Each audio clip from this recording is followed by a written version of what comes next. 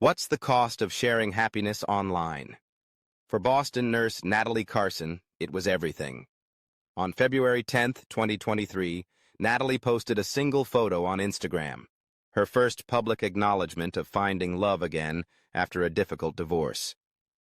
The image showed her hiking with Michael Lawson, a physical therapist she'd been dating quietly for nearly a year. Her caption read, "Finally found someone who makes me believe in second chances. Grateful beyond words." Just 24 days later, Natalie was dead, stabbed multiple times in the parking garage of Massachusetts General Hospital, where she'd worked saving lives for 8 years. The killer? Her ex-husband Thomas Bennett, who couldn't accept seeing her move forward. That single post triggered a calculated plan that ended with murder. A devoted mother of 2 children, Olivia, 8, and Noah, 5, lost her life because she dared to publicly embrace her happiness. Have you ever thought about how a simple photo shared online could become a trigger for violence? For most of us, social media feels harmless, a place to celebrate milestones and connect with others. But for those who've escaped controlling relationships, these digital platforms can create unexpected dangers. The warning signs were there, subtle at first, then increasingly obvious. Signs that might have saved Natalie had they been recognized sooner. If you want to understand the warning signs that could save your life or someone you care about, hit subscribe and the notification bell right now to join the True Crime Hunter community. At Massachusetts General Hospital, Natalie Carson wasn't just another nurse. She was the one colleagues requested during the most challenging cases. During her 8-year tenure in the trauma unit, she developed a reputation for exceptional skill under pressure. Natalie could handle any crisis with this remarkable calm, recalled Dr. Benjamin Wright, chief of emergency medicine. When chaos erupted in the ER, she became the steady center everyone relied on. What made her abilities more remarkable was how she balanced her demanding career with raising 2 young children alone. After her divorce, Natalie restructured her entire life around Olivia and Noah's needs. She switched to the 7 to 3 shift so she could be home when the kids finished school, explained Regina Torres, her closest colleague. She'd arrive at 6:30 every morning to prepare for handoff, never once late, despite being the only parent handling morning routines. Patients frequently requested Natalie by name, drawn to her unique combination of technical precision and genuine compassion. She specialized in traumatic injuries, often working with victims of accidents and violence. The irony is devastating, Torres would later tell police. Natalie could spot the warning signs of domestic violence in patients instantly. She'd connect them with resources, arrange safe transportation, make follow-up calls on her own time. She saved countless people from dangerous situations. At home, neighbors described her as fully present with her children, coaching Olivia's soccer team, helping Noah overcome his reading struggles, creating holiday traditions as a newly formed family of 3. The same hands that stabilized trauma patients couldn't shield her from the danger hiding in her digital shadows. Natalie and Thomas Bennett's paths crossed in April 2012 when he arrived at Massachusetts General with a fractured wrist from a motorcycle accident. Thomas, a commercial real estate developer, requested the nurse with the kind eyes for his follow-up appointments. "It was intense from the beginning," explained Monica Palmer, Natalie's former roommate. Thomas pursued her with absolute focus. Flowers delivered daily, surprise visits to the hospital, expensive jewelry within weeks of dating. They married after only 5 months. What appeared to be passion and devotion gradually revealed itself as something else entirely. The first signs emerged subtly. Thomas installed a family tracking app on Natalie's phone, claiming safety concerns. He questioned her work schedule, suggesting she request fewer night shifts. He expressed worry about her male colleagues. By 2014, his control had expanded. Bank records show Thomas transferred their joint accounts to his sole ownership. Natalie's closest friends received less frequent invitations to their home. Thomas began calling the hospital multiple times during her shifts. He'd check if she was really at work, Dr. Wright recalled. Sometimes he'd appear unexpectedly during her breaks. Our security staff eventually noticed the pattern.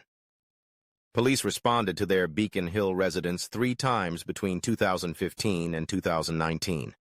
Reports documented verbal altercations, though Natalie declined to press charges. Hospital records show an emergency room visit in 2018 where Natalie attributed a sprained wrist to falling on stairs, despite inconsistent injury patterns. In January 2020, Natalie finally filed for divorce after Thomas shattered her phone upon discovering a text from a male nurse about a schedule change. "Taking the children and leaving was the hardest decision of my life," Natalie later wrote in her application for a restraining order. "But I realized they were learning that love means control, fear, and constant surveillance." How many warning signs do we dismiss when we believe someone loves us? When Natalie left Thomas in January 2020, she approached rebuilding her life with the same methodical care she brought to her medical charts. First came safety, a modest 2-bedroom apartment in Somerville with enhanced security features. Next, stability for Olivia and Noah. She transformed that apartment into the most comforting space, recalled her sister Melissa Carson. The kids' rooms were set up first, even before she had a proper bed for herself. She established new routines immediately, creating a consistent schedule that helped them adjust. The divorce proceedings revealed Thomas's true nature. Court records show he demanded full custody, despite having minimal involvement in child care during the marriage. When the judge granted Natalie primary custody, Thomas began a calculated campaign of disruption. He'd cancel visits last minute, leaving the children waiting with packed bags, Melissa explained. He'd return them late on school nights. He'd question them about Natalie's activities, who visited their home, where they went on weekends. Teachers at Brookline Elementary noted that Olivia became withdrawn before weekend visits with her father. Child psychologist reports, submitted during subsequent hearings, documented Noah's regression in toilet training following these visits. Despite these challenges, Natalie created a new foundation for her family. She joined a support group for single parents, secured a promotion at work, and slowly rebuilt her social connections. She was determined her children would thrive, not just survive, said Torres. She constantly reassured them that the divorce wasn't their fault. The patterns of controlling behavior can be difficult to recognize. Like this video, so YouTube recommends it to others who might need this crucial information. In March 2022, 2 years after her divorce, Natalie's professional and personal worlds intersected when she consulted on a car accident victim requiring intensive physical therapy. Michael Lawson, the hospital's new senior physical therapist, impressed her with his patient-centered approach. Their connection was immediately obvious, Dr. Wright later recalled. But what stood out was how respectfully they maintained boundaries. They were consummate professionals first. Colleague observations noted their conversations gradually extended beyond patient care to lunch breaks in the hospital cafeteria. Yet Natalie proceeded with extraordinary caution. She turned down his first 3 invitations for coffee outside work, Regina Torres explained. She was crystal clear. Her priority was creating stability for her children. Any relationship would need to develop slowly and carefully. Michael, a 37-year-old divorced father himself, understood completely. Text messages recovered from Natalie's phone revealed their thoughtful approach. "I'm interested in more than friendship," she wrote in June 2022, "but my kids need consistency. We move at their pace or not at all." Their first official date didn't occur until August, 5 months after meeting. Even then, Natalie maintained firm boundaries, declining to introduce Michael to Olivia and Noah until December, and only in casual group settings at public places. She created a detailed plan for integrating him into their lives, her sister Melissa explained. First as Mom's friend, then gradually expanding his role once she felt certain about the relationship. By January 2023, Michael occasionally joined them for movie nights and weekend outings. Friends noticed Natalie laughing freely again, her watchfulness diminishing as genuine happiness returned. After years of walking on eggshells, Natalie finally believed she was safe. That sense of security would prove fatal. February 10th, 2023, marked a significant milestone for Natalie. After nearly a year of cautious dating, she posted a photo with Michael from their hike at Blue Hills Reservation to her Instagram account. For most people, sharing a relationship online seems ordinary. For Natalie, it represented profound healing and trust. She deliberated for days about posting it, recalled Monica Palmer. She ultimately decided that hiding her happiness meant Thomas still controlled her life. Publishing that photo was her declaration of freedom. Natalie had maintained a minimal social media presence since her divorce, sharing only occasional photos of her children's achievements and neutral updates about her work. This post was her first acknowledgement of moving forward romantically. What Natalie didn't know: despite blocking Thomas from all her accounts, he monitored her online activity through multiple fake profiles created using his colleagues' photos. Cell phone records would later show Thomas viewed the Instagram post within 7 minutes of its publication. Security footage from his office building captured Thomas abruptly leaving a client meeting after checking his phone. His assistant reported hearing glass shatter in his private office shortly afterward. Within hours, Thomas had identified Michael through hospital staff directories and begun compiling information about him. That evening, Thomas canceled his weekend visitation with the children, the first of several unusual scheduling changes that, in retrospect, aligned perfectly with his surveillance activities. He perceived that post as the ultimate betrayal, explained forensic psychologist Dr. Regina Walsh. In his mind, Natalie belonged to him permanently, regardless of their legal separation. In our connected world, announcing a new relationship isn't just sharing joy. It can inadvertently signal danger to someone who views you as property.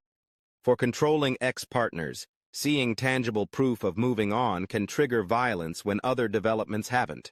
Digital forensic analysis of Thomas's devices revealed an elaborate surveillance operation that began moments after seeing Natalie's Instagram post.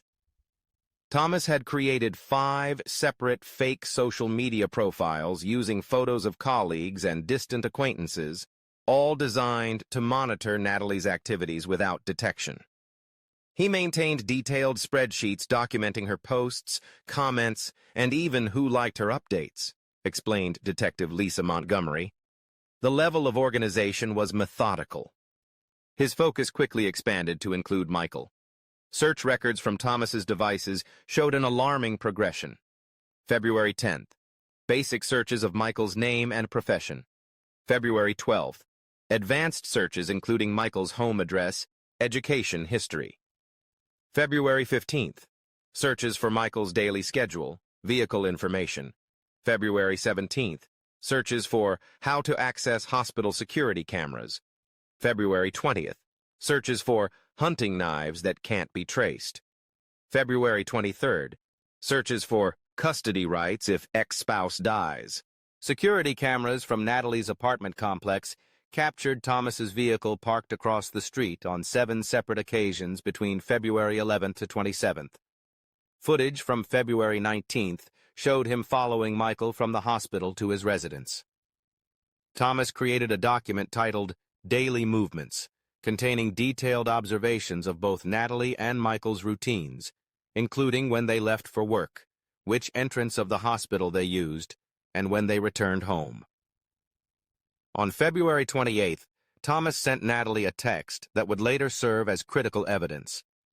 "Saw your hiking photo. Interesting choice. Remember what happens when you try to replace me in our family. Some problems have permanent solutions." Natalie forwarded the message to her sister with the comment, "Thomas being dramatic again.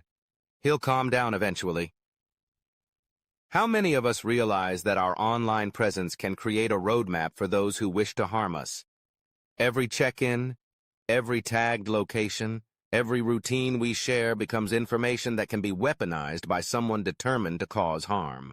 Key actions by Thomas in chronological order. Feb. 20. Purchases hunting knife with cash at Sporting Goods, store 45 miles from Boston. Feb 22. Takes unpaid leave from work for family matters. Feb 25. Photographs. Natalie's parking spot at hospital. Feb 27. Creates document titled Custody Transfer Plan. March 1st. Rehearses route to hospital, timing entry exit points. March 3rd. Writes letter to his parents about taking care of the children soon. March 4th. Final surveillance of Natalie's morning routine. Evidence collected from Thomas's apartment and devices revealed preparation that prosecutors would later call frighteningly methodical. On February 20th, security footage from a sporting goods store in New Hampshire captured Thomas purchasing a high-end hunting knife with a 7-inch serrated blade. He paid cash, avoiding electronic records. This wasn't a crime of passion, prosecutor Victor Mendez emphasized during the trial. This was calculated elimination. Most disturbing was the custody document found on Thomas's laptop, created just 6 days before the murder. The file, titled Custody Transfer Plan, detailed arrangements for assuming full custody of the children following the mother's unexpected death. The document included contact information for Olivia and Noah's schools, their medical records, and a drafted statement expressing his grief over their tragic loss. Thomas created a precise schedule of Natalie's movements, noting exactly when she arrived at the hospital each morning. His meticulous notes documented which parking level she used, which stairwell she took, and how long she typically spent gathering her belongings before exiting her vehicle. Bank records showed Thomas withdrew $12,000 cash in the week before the murder, money prosecutors suggested was meant for his planned escape after securing the children. Understanding the patterns of escalation could save lives. Comment below if you recognize these warning signs in relationships around you. Your observation might protect someone before violence occurs. March 5th, 2023, began like any other Monday for Natalie. Security footage from her apartment showed her leaving at 6:45 a.m., helping Olivia and Noah into the car for school drop-off. Their backpacks contained lunch notes she'd written the night before, routine messages of encouragement that would become final mementos. After leaving her children, Natalie stopped at her usual coffee shop. The barista later testified she seemed happy, mentioning plans for Noah's upcoming birthday party. At 7:22 a.m., Natalie's car entered Massachusetts General's employee parking structure. What she didn't know, Thomas had arrived 45 minutes earlier. Garage camera footage showed him parking on level 4, then moving to a maintenance alcove near Natalie's regular parking space on level 2. He wore a hospital maintenance uniform purchased online, a disguise allowing him to blend with staff. At 7:26 a.m., Natalie parked. Security footage captured her gathering her bag and phone. As she stepped from her vehicle, Thomas emerged from the alcove. The attack lasted just 37 seconds. Natalie suffered 6 stab wounds to her chest and abdomen. The medical examiner would later determine the 3rd strike pierced her heart, causing rapid blood loss. Thomas departed through a service stairwell, changing clothes in a bathroom before exiting the building. The entire sequence reflected his detailed planning. At 7:42 a.m., security guard Kevin Mendoza discovered Natalie during a routine patrol. Despite immediate emergency response from hospital staff, she was pronounced dead at 8:17 a.m. The same hospital where Natalie had saved countless lives became the place where hers was taken. Thomas Bennett made no attempt to flee Boston following the murder. Police located him at his apartment the same afternoon, calmly packing lunches for the children he expected to gain custody of within hours. The knife, still with traces of Natalie's blood, was found wrapped in a towel in his car trunk. During initial questioning, Thomas displayed an unsettling composure. "She was trying to replace me with our children," he told detectives. "I couldn't allow another man to raise what's mine." The prosecution built an ironclad case using Thomas's own meticulous planning against him. His laptop contained folders labeled by date, each documenting his surveillance activities. His search history revealed weeks of research on knife attacks, hospital security protocols, and child custody following parental death. The level of premeditation was extraordinary, noted Judge Amelia Richardson during sentencing. This wasn't a momentary lapse of judgment, but a calculated execution. The trial lasted just 9 days. The jury deliberated for less than 4 hours before returning a guilty verdict on charges of first-degree murder with extreme premeditation. The most devastating testimony came from child psychologist Dr. Eliza Fernandez, who described Olivia and Noah's trauma. These children not only lost their mother, but must reconcile that their father deliberately caused that loss. Their sense of safety and trust has been fundamentally shattered. Custody was granted to Natalie's sister Melissa, who relocated from Chicago to maintain the children's school and therapy routines. Thomas received a sentence of life without possibility of parole in February 2024. When possession masquerades as love, the most dangerous moment comes when that control is finally broken. For victims of controlling relationships, leaving often triggers the greatest risk, a reality that domestic violence experts have warned about for decades. In July 2023, Massachusetts General Hospital launched the Carson Protocol, a comprehensive domestic violence assessment program that trains healthcare workers to identify controlling behaviors and assist at-risk patients and colleagues. Natalie's case highlights several critical warning signs that experts now emphasize. Rapid relationship progression. Natalie and Thomas married after only 5 months. Digital monitoring through apps and excessive check-ins. Financial control and isolation from support networks. Threats connected to children and custody. Escalation following separation or new relationships. The most dangerous period for victims is 12 to 24 months after leaving, explains domestic violence expert Maria Rodriguez. This is when controlling partners realize their power is truly gone. Safety planning has become central to the Carson Protocol, teaching potential victims to document threatening communications, vary routines and travel patterns, create code words with trusted friends, secure digital privacy through new accounts and devices, consult with domestic violence organizations before posting significant life changes online. Olivia and Noah now participate in art therapy programs that help children process trauma, funded by Natalie's colleagues. Natalie's story contains warning signs we all need to recognize. Share this video with someone who needs to hear it, and subscribe to True Crime Hunter for more stories that could save lives.